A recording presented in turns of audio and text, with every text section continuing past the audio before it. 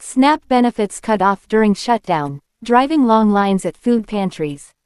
Louisville, Kentucky.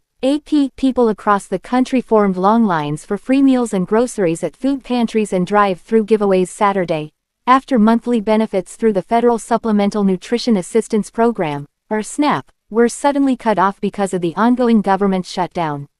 In the New York borough of the Bronx, about 200 more people than usual showed up at the World of Life Christian Fellowship International Pantry, many bundled in winter hats and coats and pushing collapsible shopping carts as they waited in a line that spanned multiple city blocks. Some arrived as early as 4 a.m. to choose from pallets of fruits, vegetables, bread, milk, juice, dry goods and prepared sandwiches. Mary Martin, who volunteers at the pantry, also relies on it regularly for food to supplement her SNAP payments. She said she usually splits her roughly $200 a month in SNAP benefits between herself and her 2 adult sons, one of whom has 6 children and is especially dependent on the assistance. "If I didn't have the pantry to come to, I don't know how we would make it," Martin said. "I'm not gonna see my grandkids suffer." The Department of Agriculture planned to withhold payments to the food program starting Saturday until 2 federal judges ordered the administration to make them. However, it was unclear as to when the debit cards that beneficiaries use could be reloaded after the ruling, sparking fear and confusion among many recipients. In an apparent response to President Donald Trump, who said he would provide the money but wanted more legal direction from the court, U.S. District Judge John J. McConnell in Rhode Island ordered the government to report back by Monday on how it would fund SNAP accounts. McConnell, who was nominated by President Barack Obama, said the Trump administration must either make a full payment by that day or, if it decides to tap $3 billion in a contingency fund, figure out how to do that by Wednesday.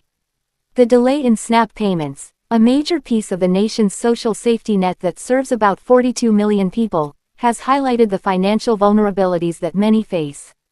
At the Bronx Food Pantry, the Rev. John Udo Ocone said, "People from all walks of life are seeking help now. The pantry is no longer for the poor, for the elderly, for the needy. The pantry now is for the whole community, everybody," Udo Ocone said. "You see, people will drive in their car and come and park and wait to see if they can get food." In Austell, Georgia, people in hundreds of cars in drive-through lanes picked up non-perishable and perishable bags of food. Must Ministries said it handed out food to about 1,000 people, more than a typical bi-monthly food delivery.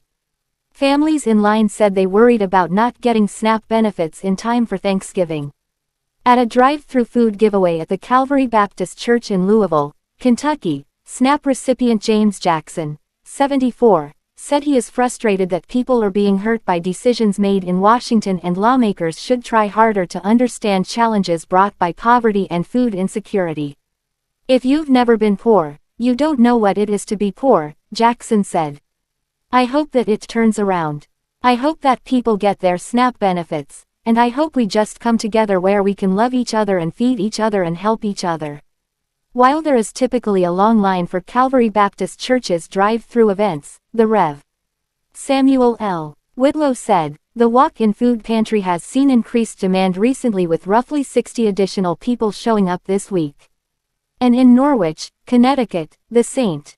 Vincent de Paul Soup Kitchen and Food Pantry had 10 extra volunteers working Saturday to help a wave of expected newcomers, making sure they felt comfortable and understood the services available.